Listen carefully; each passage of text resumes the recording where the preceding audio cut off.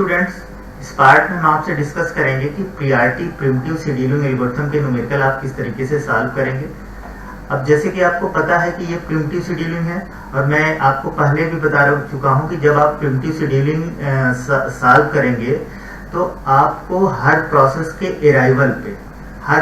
के अराइवल पे चेक करना होगा कि अब हम कंटेक्स्ट स्विचिंग कर सकते हैं कि नहीं। ठीक है, नॉन प्रिमिटिव में क्या होता था, नॉन प्रिमिटिव में अगर हम किसी प्रोसेस को सीपीयू एलोकेट कर देते थे तो हम कंटेक्स्ट स्विचिंग तब तक नहीं करते थे जब तक कि वो प्रोसेस कंप्लीट ना हो जाए। लेकिन प्रिमिटिव में क्या होगा कि अगर कोई प्रोसेस एग्जीक्यूट कर रहा है, रेडी क्यू में कोई नया प्रोसेस आया और नया प्रोसेस के प्रायोरिटी ज्यादा होगी तो हम क्या करेंगे, कंटेक्स्ट स्विच कर जाएंगे, सीपीयू असाइन कर देंगे नए प्रोसेस को। तो ध्यान आपको क्या देना है कि जब भी कोई नया प्रोसेस अराइव होगा तो आपको चेक करना पड़ेगा। ठीक है, नया प्रोसेस के अराइवल पे आप क्या करेंगे, चेक करेंगे। तो पहले हम इसका गैंट चार्ट बना के देखते हैं। पहले हम इसका गैंट चार्ट बना के देखते हैं।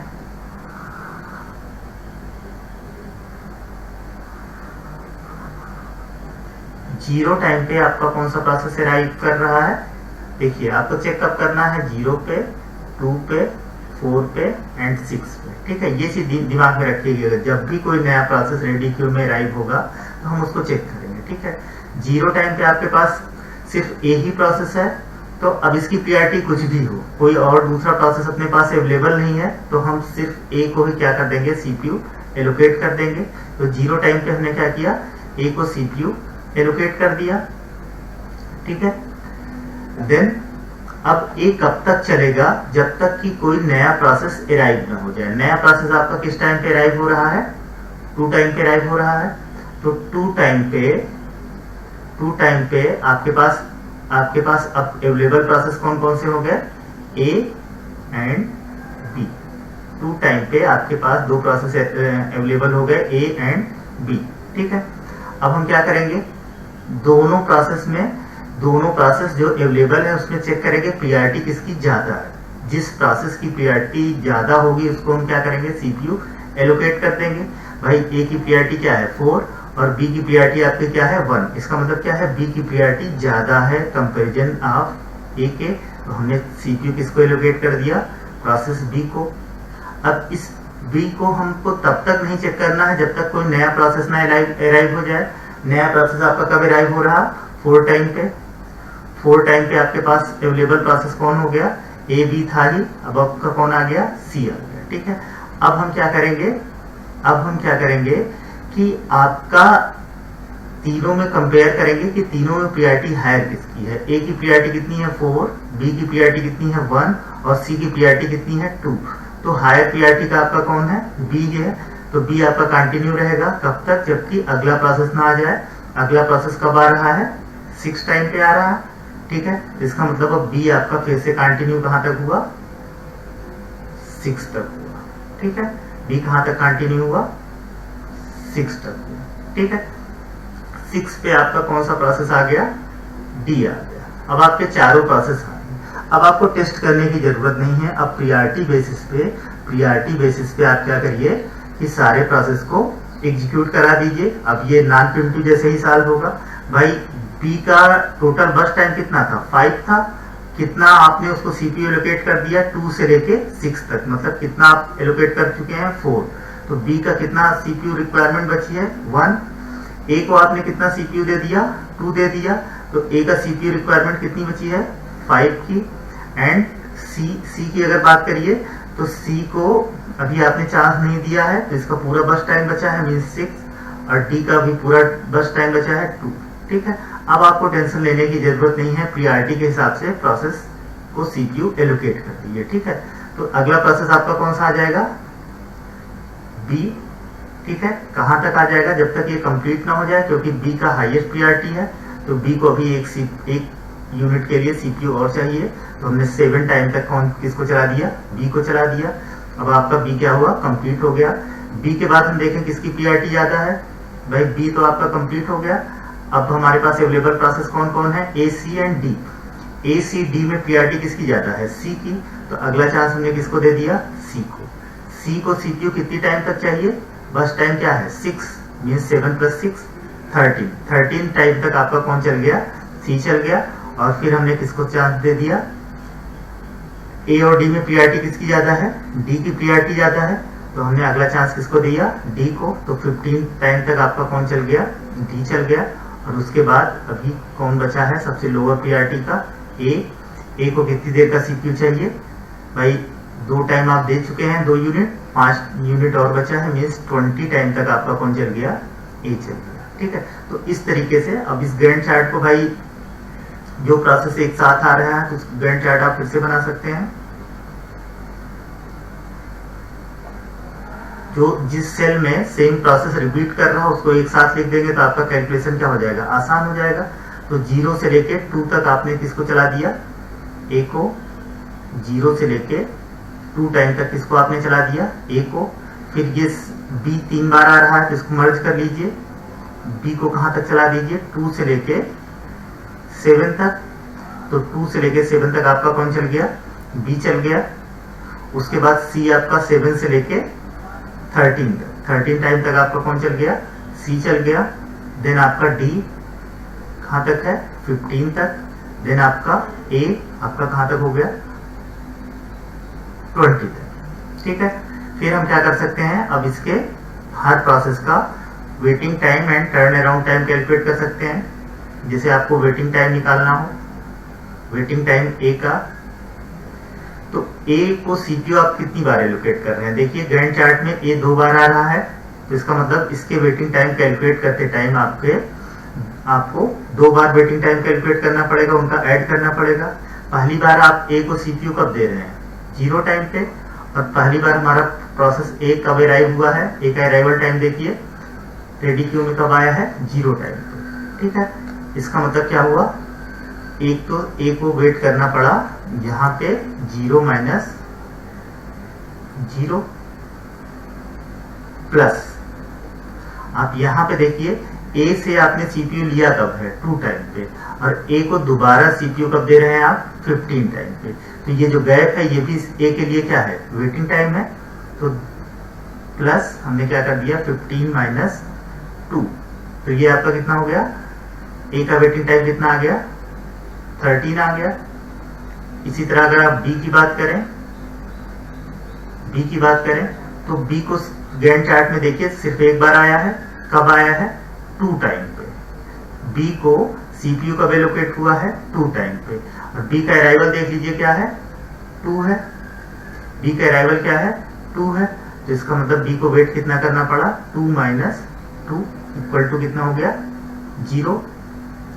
सी का आप देख लीजिए, सीपीयू कब एलोकेट कर रहे हैं, 7 टाइम पे, अराइवल कब है, 4 टाइम पे। तो 7 - 4 इक्वल्स टू 3। ठीक है, उसी तरह डी की बात करें, डी को सीपीयू आप कब एलोकेट कर रहे हैं, 13 टाइम पे, और डी का अराइवल टाइम क्या है, 6। तो 13 - 6 इक्वल टू क्या हो गया, 7 हो गया। अगर आपको एवरेज निकालना हो, एवरेज वेटिंग टाइम, तो आप क्या करिए, 13 ए का वेटिंग प्लस 0 बी का वेटिंग टाइम प्लस 3 सी का वेटिंग टाइम प्लस 7 डी का वेटिंग टाइम। टोटल कितने प्रोसेस हैं, 4, तो डिवाइड बाय 4। ये कैलकुलेट कर लेंगे तो आपका एवरेज वेटिंग टाइम कैलकुलेट हो जाएगा। उसी तरह अगर आपको टर्न अराउंड टाइम कैलकुलेट करना है, टर्न अराउंड टाइम ए का, तो भाई ए कंप्लीट कब हो रहा, फाइनली ए कंप्लीट कब हो रहा, 20 पे। ए आया कब है हमारा रेडी क्यू में, 0 टाइम पे। ठीक है, टर्न अराउंड टाइम क्या होता है, exit time minus arrival time. तो ये आपका कितना हो गया, 20 - 0। ठीक है, कितना आ गया, 20 आ गया। उसी तरह टर्न अराउंड टाइम बी का निकालना हो, तो बी आपका कंप्लीट कब हो रहा है, गैंट चार्ट में देखिए 7 टाइम पे, और बी हमारा आया कब है रेडी क्यू में, 2 टाइम पे। तो 7 - 2 इक्वल टू क्या हो गया, 5 हो गया। टर्न अराउंड आपको सी का कैलकुलेट करना है, सी कंप्लीट कब हो रहा है, गैंट चार्ट से देखेंगे 13 टाइम पे। रेडी क्यू में देखेंगे आया कब है, 4 टाइम पे। तो 13 - 4 आपका क्या हो गया, 9 हो गया। उसी तरह आप डी का टर्न अराउंड टाइम कैलकुलेट करिए, डी का टर्न अराउंड टाइम कैलकुलेट करिए। तो डी का टर्न अराउंड टाइम आपका क्या हो जाएगा, डी कंप्लीट कब हो रहा है गैंट चार्ट पे देखिए 15 पे, अराइव कब हुआ था 6 पे, तो 15 माइनस 6 क्या हुआ 9 हो गया। ठीक है, तो इस तरीके से हम कैलकुलेट कर सकते हैं 15 माइनस 6 आपका क्या हो गया 9 हो गया। इस तरीके से हम चारों प्रोसेस का टर्न अराउंड टाइम कैलकुलेट कर सकते हैं। और अगर आपको इसका एवरेज निकालना हो तो आप सिंपल क्या कर देंगे, चारों को ऐड कर लीजिए, 20 plus 5 plus 9 plus 9 divide by 4, ये आपका क्या हो जाएगा एवरेज टर्न अराउंड टाइम। ठीक है, तो हमने देखा कि प्रियॉरिटी प्रिमिटिव में आप क्या कर रहे हैं, प्रियॉरिटी प्रिमिटिव में आप हर नए प्रोसेस के अराइवल पे चेक करेंगे, जो भी आपका अवेलेबल प्रोसेस होगा जिसकी प्रियॉरिटी आपकी अधिक होगी उसको आप सीपीयू असाइन कर देंगे। ठीक है, हेलो स्टूडेंट्स, इस पार्ट में हम एक और एग्जांपल के थ्रू प्रियॉरिटी प्रिमिटिव शेड्यूलिंग के न्यूमेरिकल को सॉल्व करते हैं। यहाँ पे हमारे पास 3 प्रोसेस हैं ए, बी एंड सी, जिसके अराइवल टाइम, बर्स्ट टाइम और प्रियॉरिटी आपके गिवन है। तो सबसे पहले आप क्या करते थे, गैंट चार्ट बनाते हैं। तो हमने क्या किया, गैंट चार्ट बना लिया।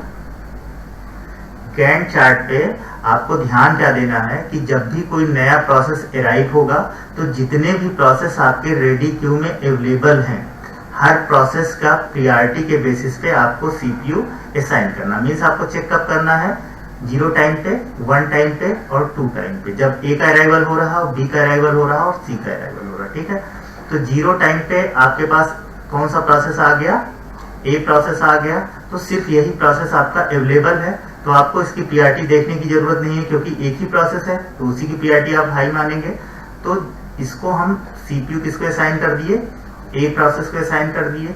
अब ए प्रोसेस तब तक चलेगा जब तक अगला प्रोसेस ना आ जाए।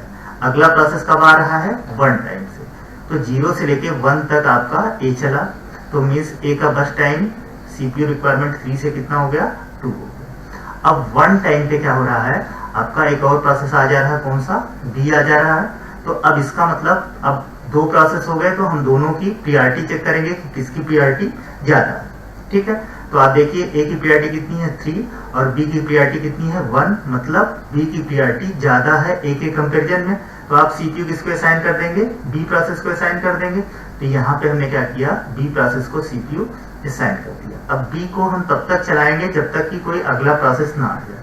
अगला प्रोसेस आपका कब आ रहा है, 2 टाइम पे आ रहा है, 2 टाइम पे आपका कौन आ जा रहा है, सी। बी को आपने 1 यूनिट एग्जीक्यूट कर लिया है, तो बी का सीपीयू रिमेनिंग टाइम कितना हो गया, 4 हो गया। ठीक है, अब अपने पास 3 प्रोसेस अवेलेबल हो गए, ए, बी और सी। अब तीनों में हम चेक करेंगे कि प्रियॉरिटी ज्यादा किसकी है। ठीक है, तो आप देखिए प्रियॉरिटी ए की है 3, बी की है 1 और सी की कितनी है 2, मीन्स ज्यादा प्रियॉरिटी किसकी है, बी की। तो बी आपका कंटिन्यू रहेगा कब तक, जबकि ये कंप्लीट ना हो जाए। अब सारे प्रोसेस आ गए हैं, तो अब आपको टेंशन लेने की जरूरत नहीं है। जैसे आप नॉन प्रिमिटिव में कर रहे थे उस तरीके से सीपीयू असाइन कर देंगे।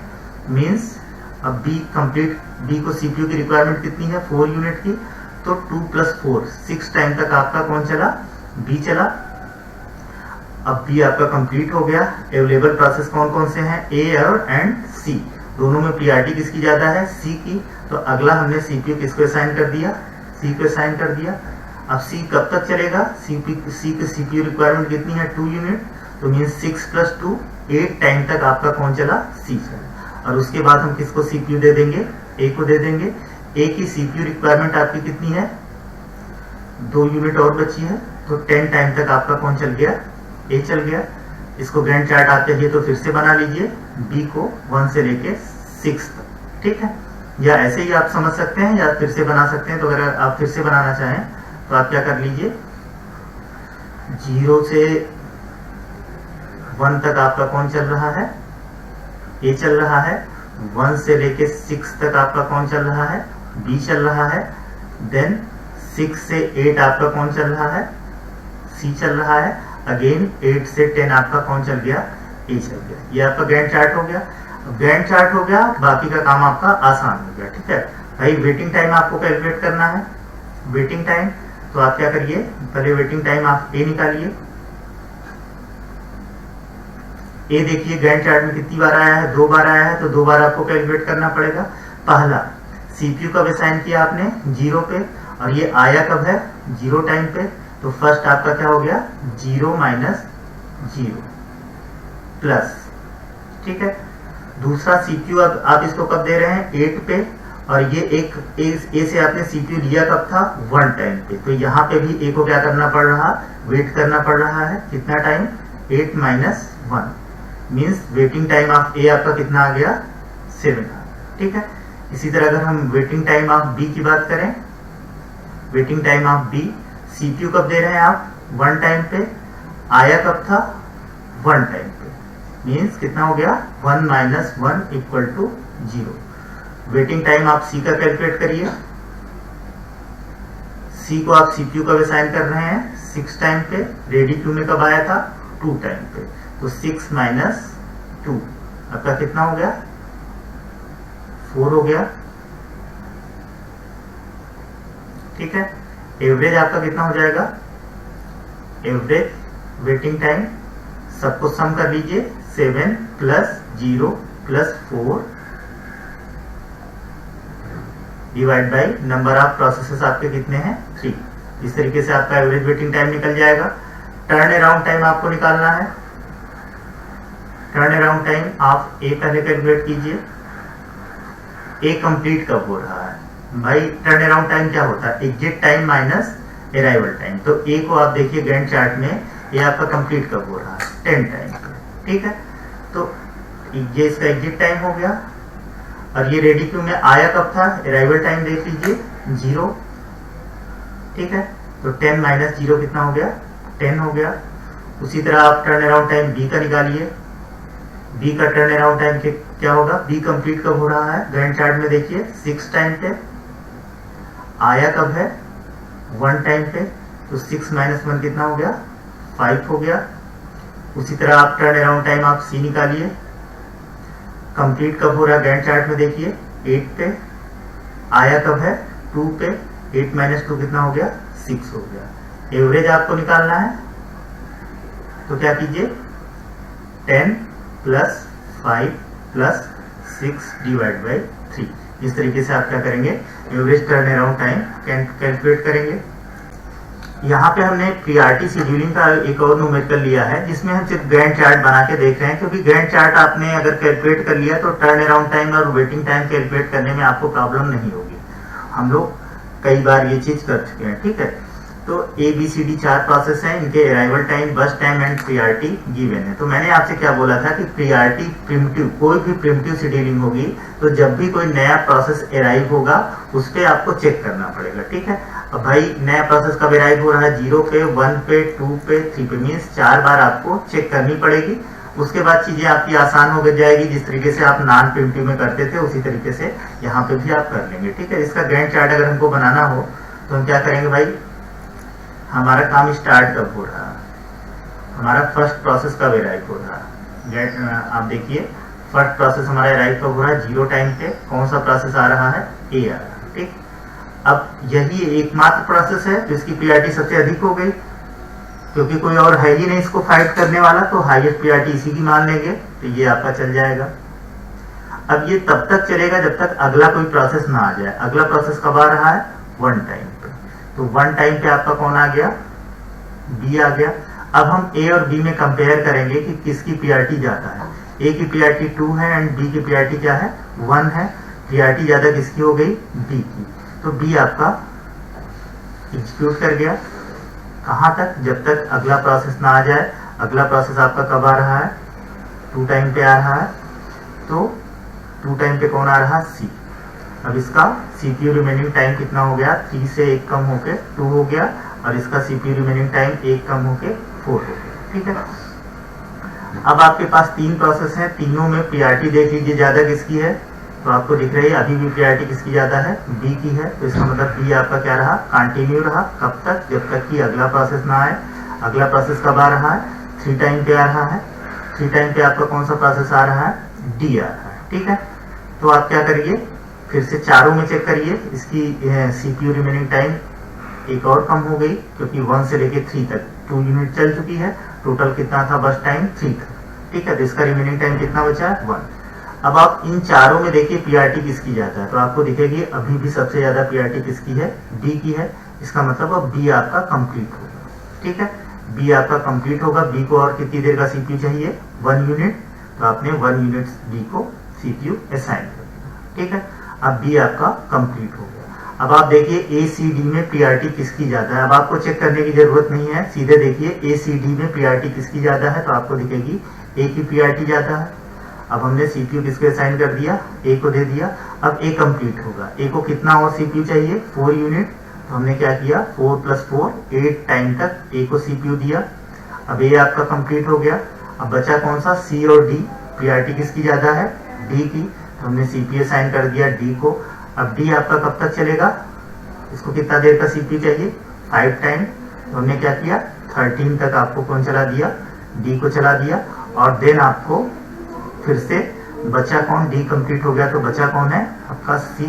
सी को कितनी सीपीयू रिक्वायरमेंट है, 2 यूनिट, तो आपने 2 यूनिट किसको दे दिया, सी को दे दिया। आप चाहें तो इसको मर्ज करके फिर से बना सकते हैं, क्योंकि बी कॉन्जिक्यूटिव सेल में है, तो आपने क्या किया 0 से लेके 1 तक ए को चलाया, 1 से लेके 4 तक बी को चलाया, ये तीनों आपने क्या किया मर्ज कर लिया। देन 4 से लेके 8 तक फिर से आपका कौन चल रहा है, ए चल रहा है। एंड देन 8 से लेके 13 तक आपका कौन चल गया, डी चल गया। और 13 से लेके 15 तक आपका कौन चल गया, सी चल गया। तो इस तरीके से हम गैंट चार्ट बना सकते हैं। Thank you.